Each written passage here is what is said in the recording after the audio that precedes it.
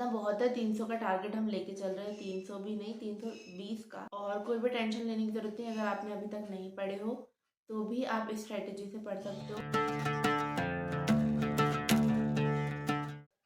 नमस्ते, welcome back to my channel. मेरा नाम है जिया उपाध्याय और मैं करेंटली सीए फाउंडेशन जनवरी 25 की तैयारी कर रही हूँ। तो अभी ना कुछ दिन पहले मैंने एक कम्युनिटी पोस्ट डाला था कि अगर आपको रिवीजन स्ट्रेटेजी वीडियो चाहिए है कि नहीं। तो मुझे एक दो लोगों ने किया था, मतलब कमेंट किया था कि हाँ चाहिए करके, तो मैं ये ले आई हूँ। तो जो भी मैं अभी फॉलो कर रही हूँ ना, मैं वो बताऊँगी। तो एक दो दिन पहले मैंने ये किया था कि मुझे कौन कौन से चैप्टर कंप्लीट करना है। देखो इतना टाइम नहीं कि आप पूरे जितने भी सिलेबस है पूरा कंप्लीट करो, लेकिन कुछ मेजर मेजर आप कर सकते हो, एक दो छोड़ सकते हो। तो मैं सब्जेक्ट वाइज अगर बात करूँ तो सबसे पहले हम लॉ की बात करते हैं। मैं 1 मिनट स्टिकी नोट ले लेती हूँ अपना। सबसे पहले देखें तो लॉ में इंडियन कॉन्ट्रैक्ट एक्ट अगर आपको पूरा नहीं करना है और आपने पहले कभी पढ़े हो तो उसे वेस्ट मत जाने दो। उसके जो स्टार्टिंग यूनिट है, जैसे फर्स्ट और सेकंड यूनिट है, उसका आप रिवीजन लेक्चर देख लो, एक बार उसकी रीडिंग कर लो। ज़्यादा मेहनत मत करो, लेकिन पूरा छोड़ने से अच्छा आप थोड़ा तो कर सकते हो। ठीक है, तो फर्स्ट और सेकंड यूनिट कर लो। उसके बाद सबसे पहले छोटा चैप्टर, मतलब कि इंडियन रेगुलेटरी फ्रेमवर्क जो फर्स्ट वाला है, वो 6 नंबर का आता है। वो आप कर लो तो कम से कम आपको जब भी आएगा तो 4 से 5 नंबर तो आपको मिल ही जाएंगे। बहुत छोटा सा चैप्टर है, एक ही दिन में हो जाएगा। उसके बाद आप कंपनीज एक्ट कर लो। कंपनीज एक्ट भी अच्छे खासे मार्क्स का है, वो 20 मार्क्स का है पूरा पूरा। तो आप कंपनीज एक्ट भी, मतलब इजी है वो भी आप कर लो। उसके बाद इंडियन कॉन्ट्रैक्ट एक्ट में ही अगर आपने थर्ड एंड फोर्थ यूनिट पहले से पढ़ के रखे हो तो आप वो कर लो। मैंने पढ़ चुकी थी और रीडिंग नहीं हो पाई थी, इसलिए मैं एक बार उसका रिवीजन लेक्चर देखूंगी, फिर उसकी रीडिंग कर लूँगी। उसके बाद सोगा सेल्स ऑफ गुड्स एक्ट, वो कर लो आप। वो भी मेरा थोड़ा बहुत हुआ है, पर अच्छे से करना है, इसलिए आप पहले सोगा कर लो। मतलब उसके बाद फिर इंडियन पार्टनरशिप एक्ट एक बार में अगर पूरा नहीं हो पा रहा है तो स्टार्टिंग के कुछ यूनिट कर लो, उसके बीच में एलएलपी कर लो। एलएलपी होने के बाद पार्टनरशिप की जितनी भी यूनिट बची थी वो कर लेना। और फिर आखिरी में नेगोशिएबल। पहले मैं छोड़ने वाली थी पर अब मुझे लग रहा है कि नहीं। अब मैं इनकी वेटेज बता देती हूँ, जो मैंने ऐसे एग्जैक्ट तो नहीं पता, उन्हें एवरेज लेके रखी हूँ। तो अगर मैं इनके मार्क्स की वेटेज बता दूं हर चैप्टर की, तो सबसे पहले अगर इंडियन कॉन्ट्रैक्ट एक्ट में यूनिट 1 और 2 है तो मिनिमम आप 4 नंबर पकड़ के चल लो। ठीक है, इंडियन रेगुलेटरी फ्रेमवर्क है तो उसके 6 नंबर। कंपनीज एक्ट में 20 नंबर, 20-21 का आता है, चलो 17-18 भी मिल गए तो भी। फिर इंडियन कॉन्ट्रैक्ट एक्ट की थर्ड या फोर्थ यूनिट अगर आप कर रहे हो तो उसको 6 नंबर पकड़ लो। ठीक है, सोगा है तो वो 20 नंबर का आता है, तो उसमें भी 20-25 कुछ का आता है, तो 20 तो मिल ही जाएंगे। पार्टनरशिप एक्ट में वो 20 कुछ का आता है, लेकिन मैंने 18 रखी हूँ, उसको पूरा नहीं हो पाया तो इसलिए। एलएलपी 6 नंबर का और नेगोशिएबल 14 नंबर का। तो अगर टोटल हम देखें तो 94 का हो रहा है।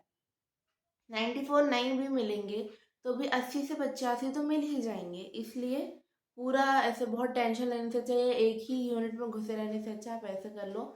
मैं इसके सीरीज भी लिख के इसमें एक बार पोस्ट कर दूंगी, तो आप वो देख लेना।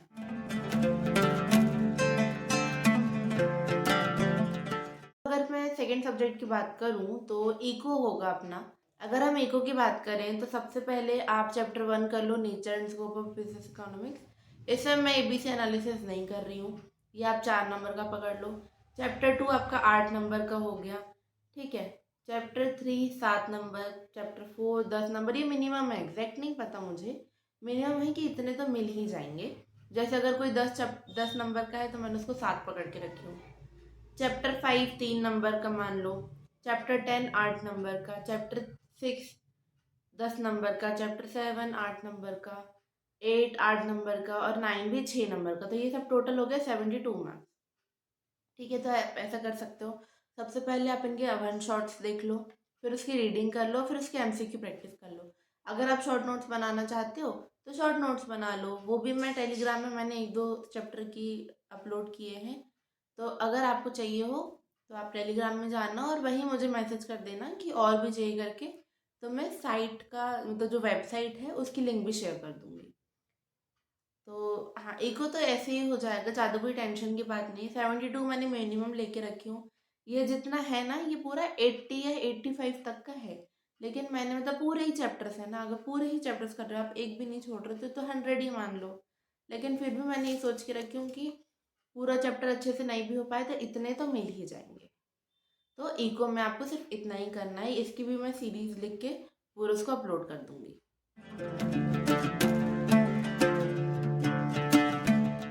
ओके, तो अब हम नेक्स्ट सब्जेक्ट अकाउंट्स देखते हैं।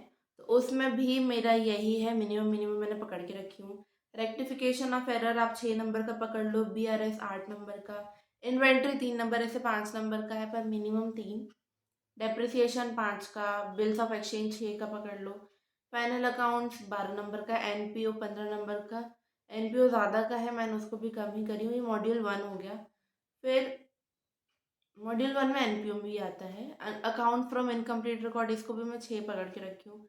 पार्टनरशिप, अगर आपने देखो पार्टनरशिप 11th-12th में करे ही हो तो उसको तो छोड़ना ही मत, अगर आपका कॉमर्स था तो।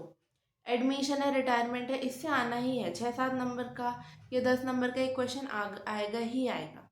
ठीक है, तो उसको तो छोड़ना ही मत। Company account, share debenture, basic basic बन रहे तो भी चलेगा, ये भी मैंने 10 नंबर का पकड़ के रखी हूँ, लेकिन ये 10-15 कुछ नंबर का है। तो ऑन एन एवरेज अकाउंट से मैंने 85 का समझ ली हूँ कि 85 का टारगेट रखते हैं, 80-75 तक तो आ ही जाएंगे, एग्रीगेट तो वैसे भी बन जाएगा। ठीक है, तो अकाउंट्स में भी आपको यही करना है, पहले उसका वन शॉट देखो, वो जो क्वेश्चंस करा रहे हैं वही करो, एक दो होमवर्क में भी देते हैं सर लोग, तो वो कर लो। और जो भी सिमिलर, जैसे जैसे आपका चैप्टर खत्म हो गया तो उसके पूरे एक्सरसाइज क्वेश्चंस कर लो। पूरे नहीं हो पा रहे हैं तो भी जिसमें ज़्यादा ज़्यादा एंट्री है वो कर लो। और हाँ, जो आपको डिफिकल्ट पड़े उसको स्टार मार्क कर लेना, या जिसमें ज़्यादा एंट्रीज हो उसको स्टार मार्क कर लेना। जब आप रिवीजन करोगे ना तब वो काम आएंगे। तो अकाउंट्स के लिए भी इतना ही। अकाउंट्स में हमने ऑन एन एवरेज इसका 85 का बना लिया है, उसकी भी मैं सीरीज एक अपलोड कर दूंगी।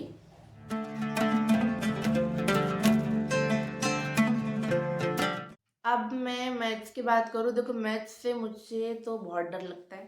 ठीक है, और मेरा भी नॉन मैथ्स था, मतलब 11th-12th में मैथ्स नहीं था। अगर आपका भी नहीं है फिर भी ये चीज़ें तो आप कर ही सकते हो। सबसे पहले LR, चारों चारों चैप्टर आप कंप्लीट कर लो। सबसे पहले सब कुछ छोड़ दो, सबसे पहले LR कर लो। 20 नंबर का आता है वो पूरा पूरा।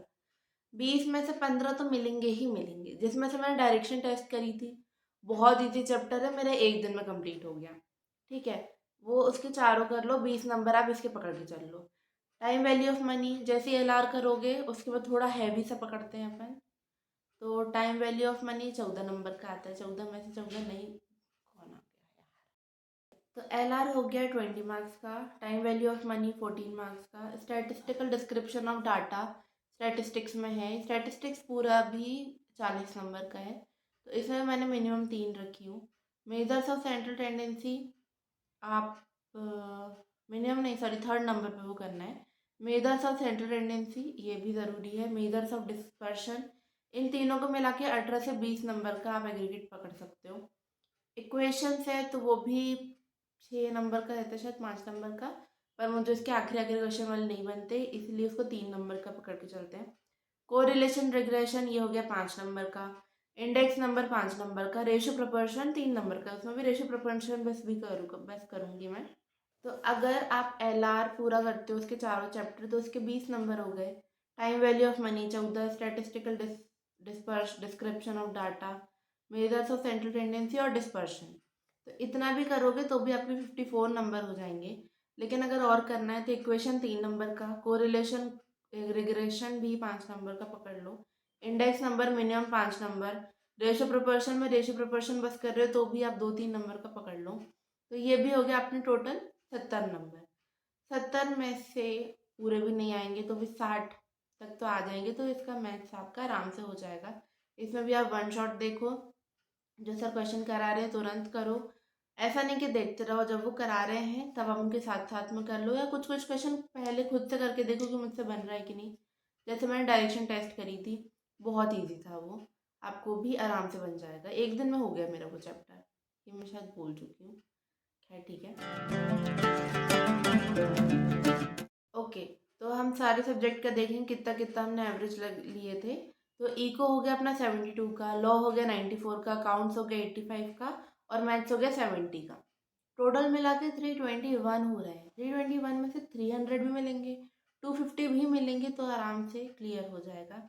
मैं एक और बार पूरे जो भी चैप्टर्स आपको कंप्लीट करना है उनकी पूरी सीरीज लिख के इसमें फ़ोटो अपलोड कर दूंगी या टेक्स्ट, तो आप वो देख लेना और इस स्ट्रेटजी से आपका आराम से हो जाएगा।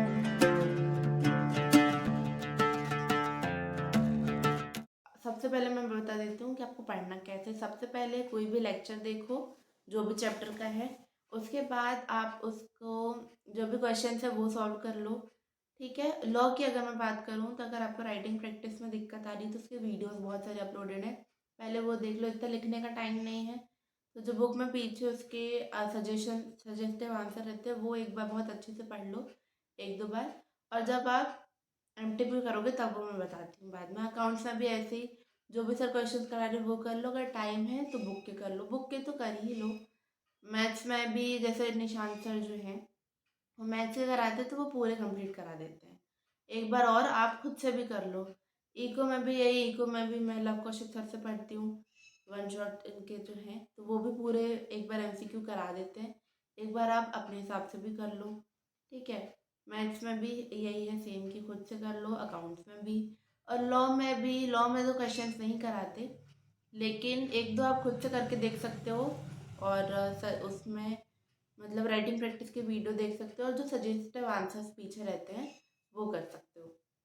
ठीक है। तो सबसे पहले आपको लेक्चर देखना है, उसकी रीडिंग करना है।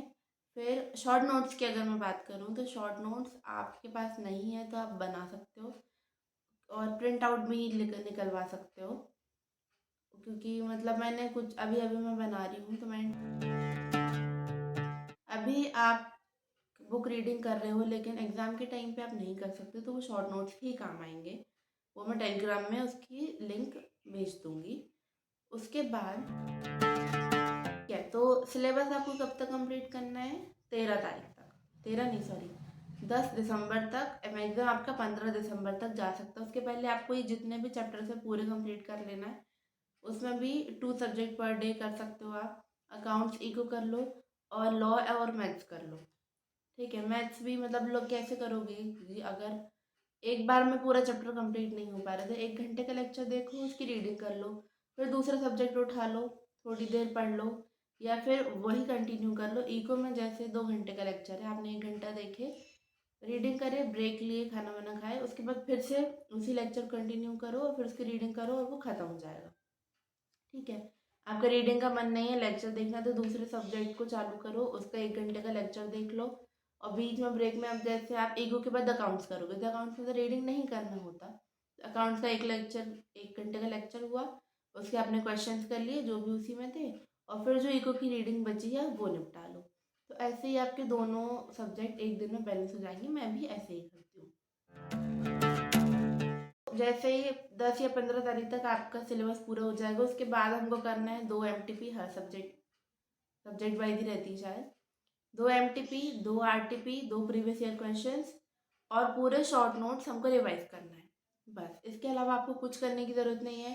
और इको में 2 बार आपको रीडिंग लग जाएगी, मतलब अभी जब आप चैप्टर करोगे तब, और जैसे ही ख़त्म होएगा एक एक दिन करके तब एक बार रीडिंग कर लेंगे। तो इको की हो गई 2 बार रीडिंग। लॉ में भी ऐसे ही एक बार अभी करोगे आप जब आप चैप्टर कर रहे हो, उसके बाद जब सिलेबस खत्म हो जाएगा तब रिवीजन के टाइम पे भी आप एक बार रीडिंग करोगे तो 2 बार हो जाएगा। अकाउंट्स और मैथ्स की रीडिंग नहीं लगती लेकिन उसमें भी आप फॉर्मूला कॉपी बना लेना तो वो आपको आखिरी में टाइम काम पड़ेंगी। ठीक है। तो 2 MTP, 2 RTP, 2 previous year question और 2 बार आईसीआई की रीडिंग, इतना बहुत है। 300 का टारगेट हम लेके चल रहे हैं, 300 भी नहीं, 320 का। तो 300 250 तो आराम से आ जाएंगे और कोई भी टेंशन लेने की ज़रूरत नहीं। अगर आपने अभी तक नहीं पढ़े हो तो भी आप इस स्ट्रेटजी से पढ़ सकते हो, या आपका सिलेबस हो गया है, आपको रिवीजन करना है तो भी आप यही कर सकते हो। एक बार लेक्चर देखो, उसकी रीडिंग करो, फिर उसके एमसीक्यूज करो और शॉर्ट नोट्स बनाओ, आपका पूरा कंप्लीट हो जाएगा। शॉर्ट नोट्स की लिंक मैं यहाँ से टेलीग्राम में आप एक बार देख लेना कि अगर आपको चाहिए है कि नहीं। कोई भी कम मैसेज करेगा तो मैं वो अपलोड करवा दूँगी। तो आई थिंक इतना काफ़ी है। Thank you so much for watching. और कोई भी डाउट हो तो आप कमेंट कर लेना, मुझे जैसे ही टाइम मिलेगा मैं उसको रिप्लाई कर दूँगी। तो thank you, take care, best of luck.